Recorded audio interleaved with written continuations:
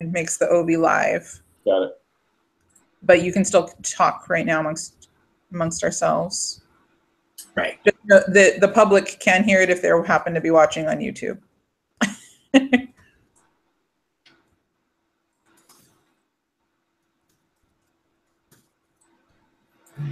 Just repeating these announcements.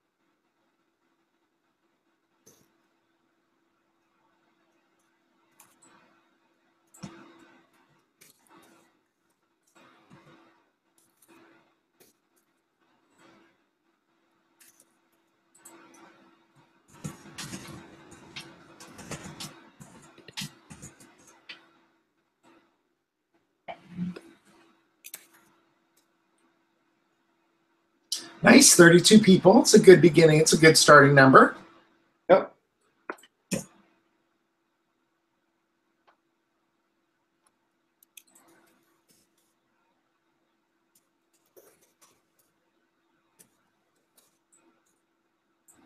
Dennis, I'll try to do it too, but if you can get some screenshots of the event happening too. Yep. That's That's a good good idea. I always want those afterwards, and I never remember to do them because you have to be an octopus in this thing. idea.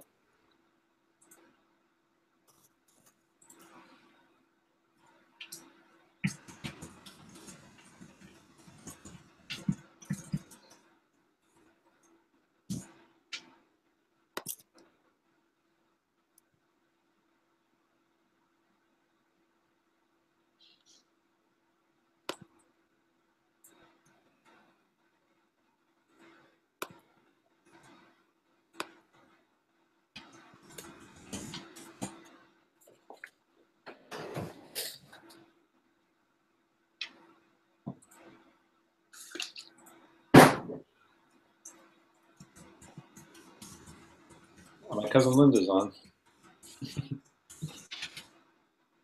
Ooh.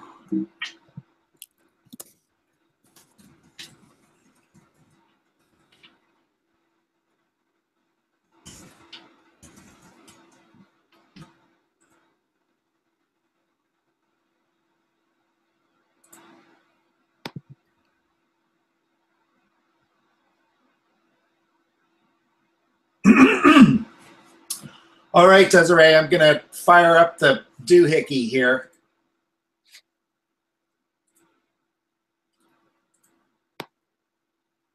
All right, Desiree, I'm going to fire up the doohickey here. Okay. Welcome, everyone. Fire up the doohickey here. Okay. Okay. Welcome, everyone. Welcome to our live online screening of Mr. Connolly Has ALS. We're thrilled to present the film to you today in collaboration with the National Association of Secondary School Principals and with the ALS Association. Joining us live is filmmaker Dan Habib. Dan, would you like to say hello? More broadly, and I'm just so appreciative that you're all taking a little time out of your Sunday night. Looking forward to talking with you about the film right afterwards. Thanks, Dennis.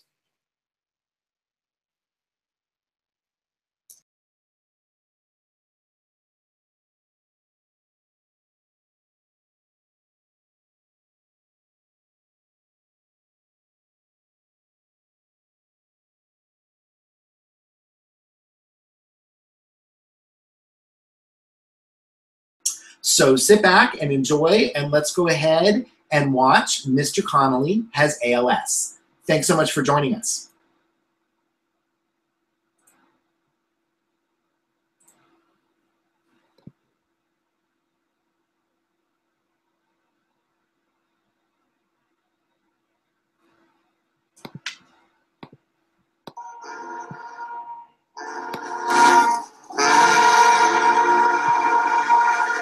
Good morning, and welcome to the Concord High School Class of 2012 graduation exercises. You should be proud of what you accomplished at Concord High. I salute you and ask that our audience do the same.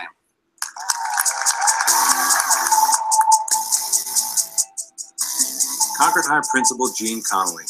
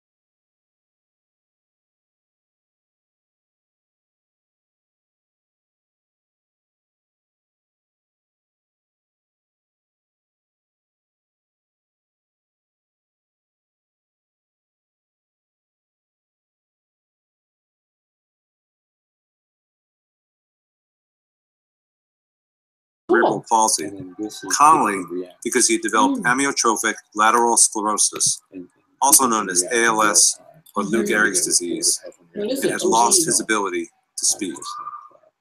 And then this is chat. Hey guys, I just want to remind you to mute the OV when you're in conversation with each other. Yeah, that's what threw me off at the beginning. I have my OV muted. Dan, you might want to mute yours. When we get to the end, you can listen to it now if you want. I just have you muted in the Google Hangout for right now. Got it.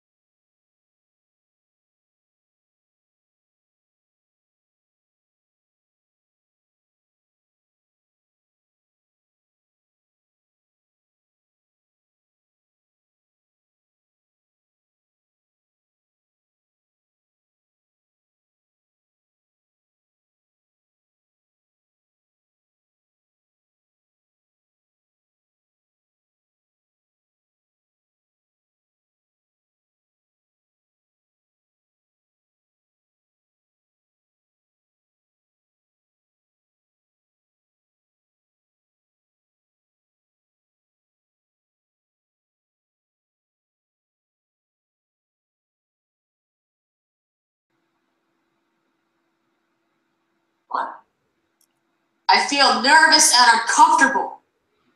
Don't worry, I think you'll fit right in. I know someone with the same exact outfit as you.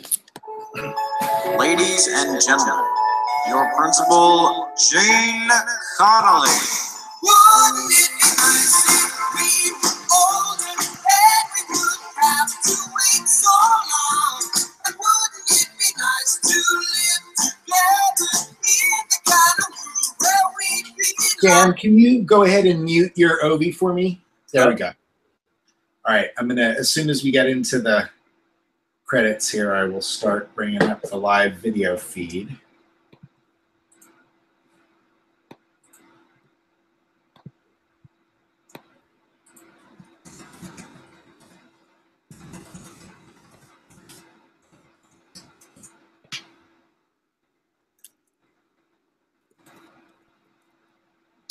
All right.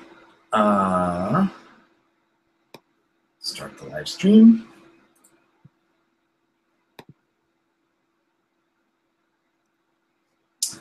Okay, thanks everyone for joining us for the screening. And I'm really excited to be here with filmmaker Dan Habib, who is ready to take your questions. So please go ahead and type them into the chat as soon as you have them.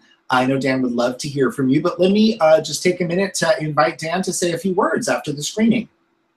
Sure. Well, thank you again, everyone, for watching the film. I hope you enjoyed it and for sticking around for this discussion.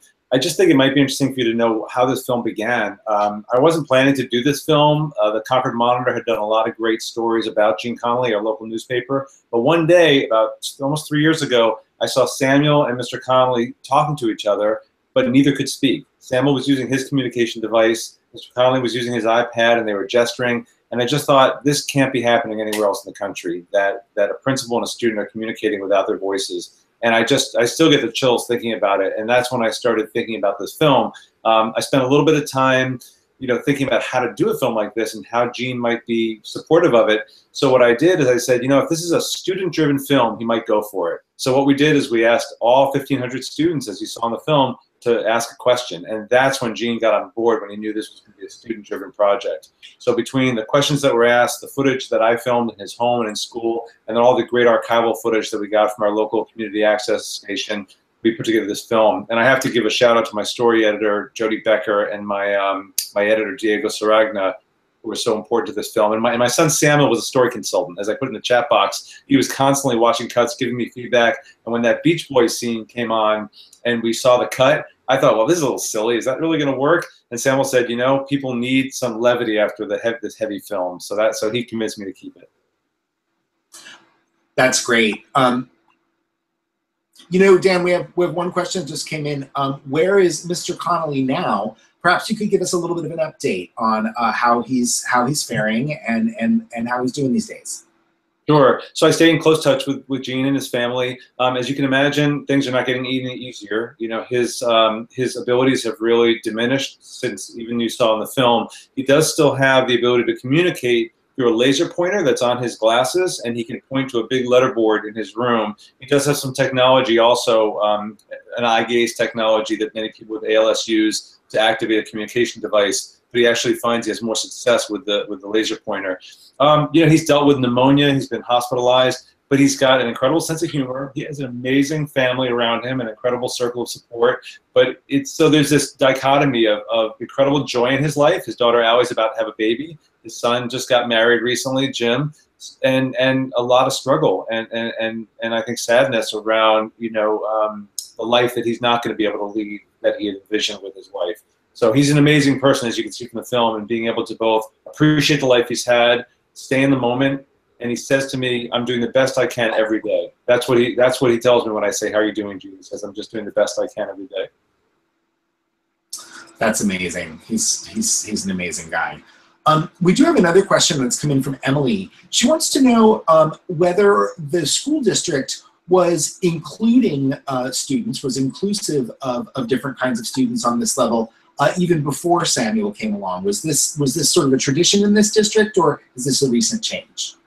That's a great question. I think our district has a strong history of inclusive education. It's not perfect, like many districts, But certainly before Samuel, there was still a philosophy that kids with disabilities benefited from being alongside their typical peers. And frankly, the typical non-disabled peers benefit from being in a diverse environment, which represents the real world that we live in, of people with disabilities. So there seems to be a very strong philosophy, and Gene had a big role in this, of accepting all students for who they are, exactly who they are, and not saying because you don't speak English, you need to be in a separate place. Because you have a disability, you need to be in a separate place. Concord, as you saw in the film, was the first high school in the country to elect a transgender homecoming king. And that, I think, is reflective of the incredibly inclusive approach that Gene has led. He actually got rid of the idea of tracking students in the school based on ability, based on like the higher achievers being in one class and the lower achievers being in another. He wiped that out and said, the diversity of our students should all be learning together. That's amazing. We're going to get to a couple of other audience questions in a moment, but before we start to lose too many folks, I want you to give us an update on where and when people can see the film. I know it's not in general release yet, but it is playing at film festivals this fall, so maybe you can give us an update on that.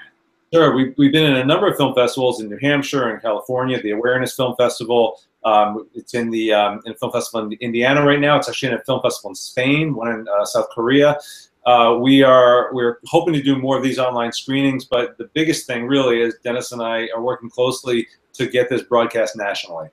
And certainly the best thing you can do is like the Facebook page, and that will make sure to keep you updated about all the opportunities to see it nationally. I will say we also are launching a Kickstarter campaign next week for my new film, Intelligent Lives, and one of the rewards for the Kickstarter is a download of this film. So again, as long as you just join the Facebook page for this film, you'll hear all about the updates and how to see it. Okay, great. We have a couple of other audience questions in that I want to ask. And you know, Kim has asked a really direct question that probably everyone is wondering. It's a difficult question, but let's go ahead and ask it. Do we have an idea of Mr. Connolly's life expectancy at this point? I know a lot of people are eager to know about his future. Right. Well, the typical life expectancy for someone with ALS is 2 to 5 years. So Gene is at about year 3 at this point. So you can kind of do the math. You know, I mean, to be perfectly honest with you, and I'm sure Gene would want me to be perfectly honest, things could change tomorrow. He could get pneumonia and become very sick and become critically ill, you know, within days. I mean, that's just the unfortunate reality of this disease. It creates incredible health fragility. They're obviously working extremely hard to maintain his health. You know, a lot of people with ALS are faced with a very difficult decision as to whether to get a tracheotomy, because once they continually get pneumonia, a tracheotomy, which as you probably know is a hole in the throat that allows you to breathe through a tube, can stave off pneumonia, which can be a killer for a lot of people with ALS, but it becomes a major life, kind of a major care issue for in terms of 24-hour nursing. So there's no easy answer. There's also different kinds of ALS. I don't know all the science of it, but Stephen Hawking, many of you probably know Stephen Hawking, the very famous physicist. He has ALS, and he's been alive for 30, 40, 50 years with ALS. I don't know the exact number, but so depending on the variety of ALS you get, it can also affect your lifespan. Okay, that's good to know. And everybody can learn more about ALS from the ALS Association, who's an authoritative source of information, and you can visit them at alsa.org. Getting back to our viewer questions, we have a question in asking, how do we educate students about the emotional and physical needs of people with disabilities? How do we go about meeting that challenge? Obviously a big challenge to meet. Well, I mean, I think there's no replacement for inclusion. I think that the only way to truly experience the diversity of life and to understand the nuances of living with a disability is to live alongside people with disabilities, whether that's in your employment setting or whether that's in school, or whether that's in your family or your neighborhood. So that's why one of the reasons I'm such a huge advocate for inclusive education is I don't think you can just teach this. I think you need to experience it. I also think that for educators, and of course, hopefully there's some principals on the line in honor of National Principals Month. For educators, I think a lot of the things that make inclusive education work is just good education. It's teachers who differentiate their instruction for different kinds of learners. It's teachers that provide material in a lot of different formats, whether it's auditorily or video or through experiential learning, and allow all different kinds of learners to access the material and to express themselves. So I really, you know, someone asked me the question recently, what about kids with emotional behavioral disabilities? Do they really belong in general ed classes? And I said, well, candidly, people need to learn how to navigate the world, and the world is full of all different kinds of people. And, when I go out to airports and supermarkets and the highway, I encounter some pretty difficult people. And if you don't learn how to navigate that diversity of human behavior and experience when you're growing up, that's actually a pretty serious impediment as an adult to not navigate the real world. So I could talk for an hour, as many of you may know, about my advocacy around inclusive education. My first film, Including Samuel, is all about this, and it's featuring Samuel when he was younger. That's available online. And my second film, Who Cares About Kelsey, was all about students with emotional behavioral disabilities. And my upcoming film, Intelligent Lives, is all about individuals with intellectual disability being included in high school, college, and career, because that group of students with intellectual disability are the most segregated group. So that's why I'm going after that topic. That's great, and that actually answered one of our audience questions who wanted to know a little bit more about some of the other films you've been working on. Let me just say briefly to Arthur Lean, the film will eventually be available on DVD, but before it will be screening at film festivals. There'll probably be more online screenings like this one. And then, as Dan said, we are hoping that the film will make a national premiere on public television sometime very soon. But shortly thereafter, in the intervening period, there will be a DVD available. So we'll definitely update you on that when it happens. Dan, there was another question before that I thought was a really great one that I'm sure a lot of people will be interested in hearing about, given Samuel, right, and his condition, and that is to ask whether there were any aspects of making this film that were in fact emotionally difficult or challenging for you.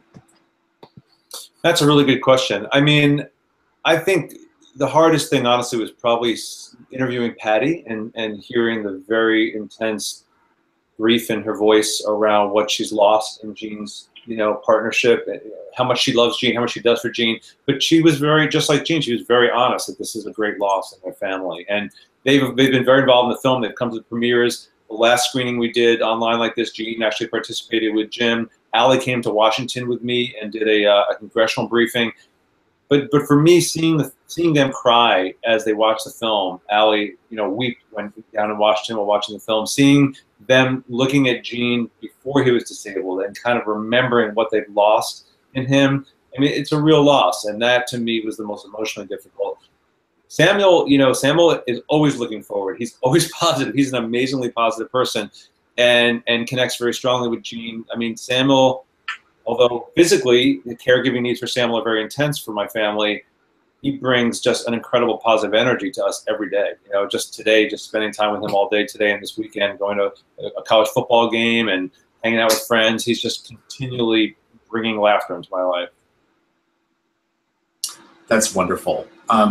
Dan, are there any other comments that that you'd like to offer at this point? I know we're kind of coming toward the end of the screening.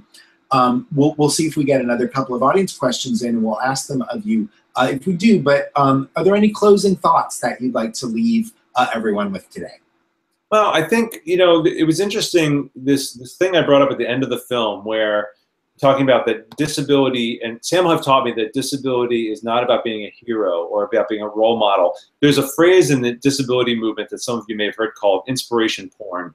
And what it means is that sometimes we're like, oh, this person's so inspiring. And I mean, in some ways, Gene is very inspiring. Of course, I don't want to diminish that, but he's not living his life to be inspiring. He's living his life to be, to live his life fully and proudly, as I said in the film, and to be public and to live his life publicly. And I think it's very difficult for him to go into the public space now with all the support needs he has and not being able to communicate. But I think that what he's illustrating, what Samuel has illustrated to me, is that disability is part of the natural diversity of our society. And we often talk about diversity in terms of racial diversity and ethnic diversity and socioeconomic diversity and sexual orientation diversity, which are all incredibly valid and are part of our diversity that we should embrace. But we should never forget that disability is also part of our natural diversity. And too often it's seen as something that needs to be fixed or cured or segregated. And that's, the fight that I'm fighting, and that many of you here, I'm sure, are fighting, is to make sure that people with disabilities are seen as being, hugely valuable and important parts of our community that can contribute in every way, in school, in employment, in relationships, etc. We have one comment that came in, and I want to go ahead and read it to you and get your reaction to it. one of our anonymous viewers says, I'm really glad you interviewed Patty. Her emotions seemed authentic, and I appreciate the optimism in Gene's personality, but given his dire situation, I almost wanted to see more grief, right? Which would be natural in this situation. How did you make the decision to introduce that aspect of the emotional spectrum in the way that you did and sort of find the balance that you did? Yeah, well, it's a great question and a great point. I mean, I think that Gene, as he says in the film, is kind of pathologically optimistic. Now, I know he did express some loss. I mean, you heard him talk about the retirement that they once envisioned at Cape Cod is not likely to happen. He was very honest with the kids. I think he was so curious about his experience and about his life, and I think he felt he owed it to them, to be honest. But I remember my story editor, Jody Becker, seeing a cut of the film at one point and saying, you know, Patty is a missing voice in this film. And I didn't know what I was going to get in interviewing her. And as you saw, I mean, I just said, why don't you just do something you need to do anyway, Patty, and we'll just talk, you know? And she said, well, I need to fold some laundry. So she's folding laundry, and we're talking, and I'm holding the camera. And that's when she expressed that grief. So, you know, as a documentary filmmaker, I don't want to sugarcoat reality. I was a journalist for 20 years before getting into film. And it's important to show the full breadth of it. But I guess, honestly, you can only do so much within 30 minutes. And I think that I represented Gene, I think, pretty accurately in that he is this incredible optimist. And he was always looking ahead and trying to make this a teaching moment for his students. But Patty was the one that was, I think, most well-positioned, if you want to say, to share that real grief with me and with, ultimately, the viewers. And I think she's glad. I mean, I've talked to her about this, and she's glad that her perspective is in the film because she doesn't want to sugarcoat that this is a very, very devastating disease. Yeah, it sure is. All right. Well, as I say, we are coming to the end of our time together. I do want to give a final call, ask anyone if they have another question that they'd like to ask before we go. And while we're waiting to see if that's the case, let me remind everyone to please like this film on Facebook. It needs your support to get out there into the world. We need your support to convince public television to put it on the air. So tell your friends about it. Keep an eye out for more announcements about additional social screenings like this one. These, as you can see, are really easy to join, and they're a great way to see the film. And we're really grateful that you all took the time to be with us today. Let me just say thank you and hand it back over to Dan for a final word, and then we'll go ahead and wrap up the screening. Thanks, everyone, for coming. Yeah. Thank you, Dennis. Thank you for all the work you did to put this on. Again, I just want to thank everyone for joining us tonight. This is really powerful for me to be able to watch in real time, people watching the film, asking questions, showing their emotions. And I know it means a tremendous amount to Gene and his family. I share with them, you know, they're very much a part of this whole rollout of the film. And I will certainly share with them all the comments and questions in the transcript that we had tonight. And I think that they understand that they want there to be something very positive, whatever positive can come out of this very difficult situation in their family, they want that to happen. So I just want to say to all of you tonight, by being on the line, by chatting, by asking questions, by hopefully sharing the word about the film. There are trailers on YouTube you can share with your friends. There's a shorter 1.5 minute trailer than a 2.5 minute trailer that I think captures the spirit of the film pretty well. Share that with your friends. And this is really kind of all my work in film. I don't have any big advertising budgets, all through word of mouth. So whatever you can do to spread the word about this film is appreciated. So thank you again so much for being with us tonight.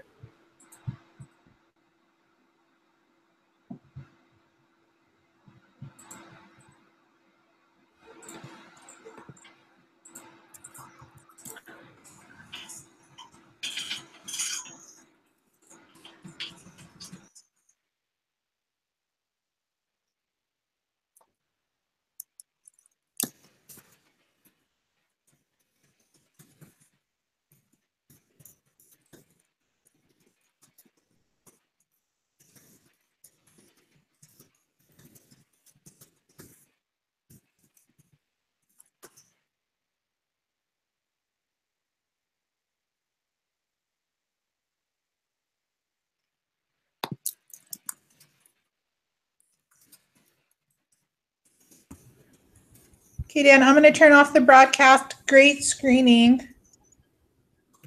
Oh, great. Thank you. I'm just taking a message to Dave. All right. Have a good rest of your evening. All right. Thanks so much, you guys. Thanks for doing this on a Sunday night. I really appreciate it. Of course. Take care. Bye. All right. Talk to you soon.